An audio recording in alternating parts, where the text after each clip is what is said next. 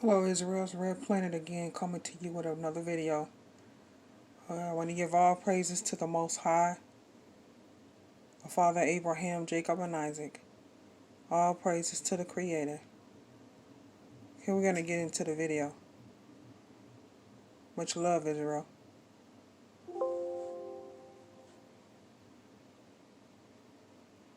The name Anunnaki, the great sons of Anu, the god of the sun and sky, the shining one.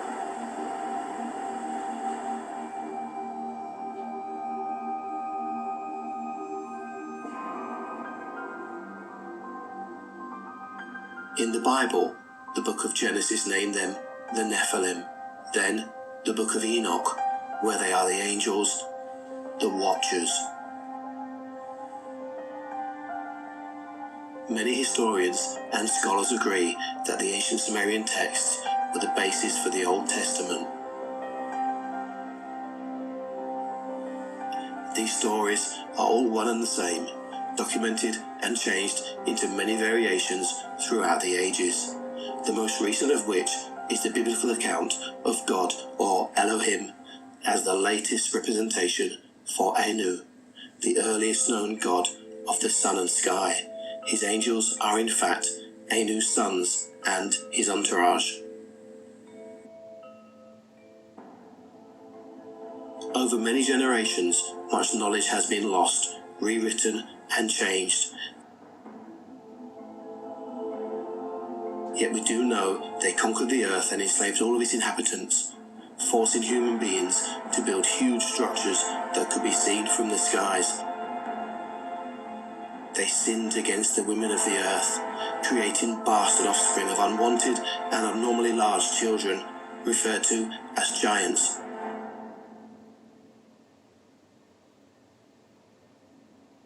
In the Bible, this race of giants are called the Anakim.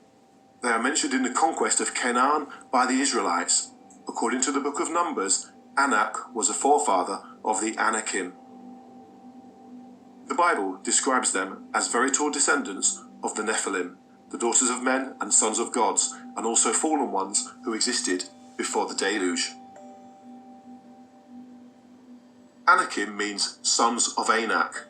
The people of Anak are the most frequently mentioned of the giant or Rephaim class in the Bible.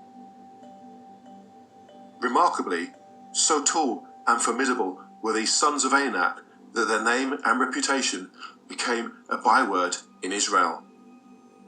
The quote was, "Who can stand before the sons of Anak?"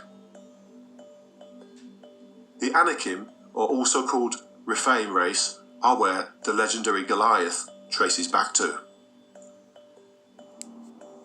We often find parallels between accounts from various ancient sources, and the Anunnaki are no exception. In the book of Enoch, where they are mentioned by the name of angels, watchers, and of course, the Nephilim.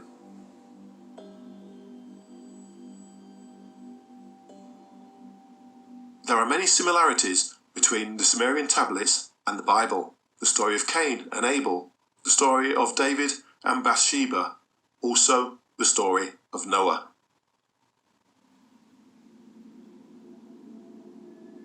Where did they come from?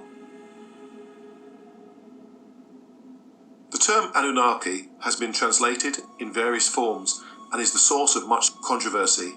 Renowned author Zecharia Sitchin claims he has translated them as "those from heaven came." Many scholars claim their interpretation is "those of royal blood" or "those of princely offspring."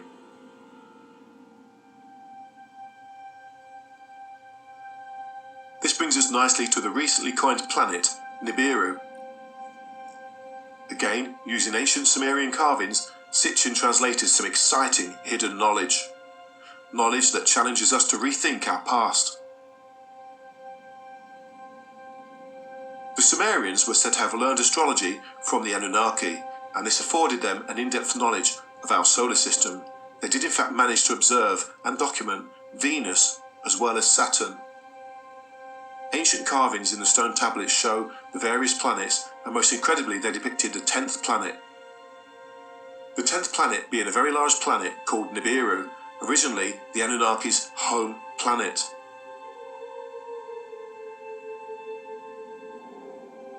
From studying these texts, controversially, Sitchin translated the legend that this planet actually orbits the Sun every 3,600 Earth years, and in doing so, it comes fairly close to our Earth. Travelling on a huge elliptical orbit, this giant crusader loops into outer space, far out into our solar system, to eventually, after 3,600 years, circle back. This returning planet would cause all kinds of problems for us: earthquakes, tidal waves, volcanic activity, probably many more unforeseen effects due to its mass, density and eventual closeness to our planet. When you consider our small moon, 1/6 of our planet's size, can affect our tides so easily, imagine what mayhem a huge, giant planet could cause should it manage to pass close to us. On the 30th of December in 1983, the Washington Post had a front-page headline that actually read, "A heavenly body as large as the giant planet Jupiter, and possibly so close to Earth that it would be part of this solar system, has been found in the direction of the constellation Orion by an orbiting telescope aboard the IRAS. So mysterious is the object that astronomers do not know what it is." NASA have also recently conceded that there could very well be a large hidden planet out there, purely due to the gravitational effects they've been observing in our solar system. We do know that recently our modern astronomers have detected a 10th planet larger than Pluto and nearly 4 times farther from the Sun as Pluto is today. Is this actually Nibiru? It is temporarily called 2003 UB313. The new planet is the most distant object yet seen in the solar system, 97 times farther from the Sun than the Earth is.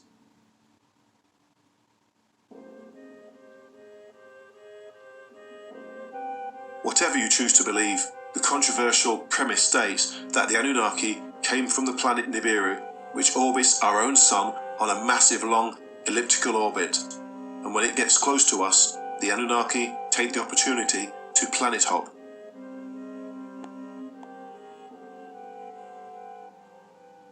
When we consider the question, why did they come, we need to revisit the first tablet of Lord Enki. Here, we will briefly cover some of the main facts of the Sumerian translations so we can see the story as it unfolded in the ancient past. Chapter 1.1, this tablet explains a nuclear war on Earth between the Anunnaki and the current inhabitants. It speaks of an evil wind that looks to be radioactive and kills everything in its path, resetting the Earth, preparing it for a new chapter.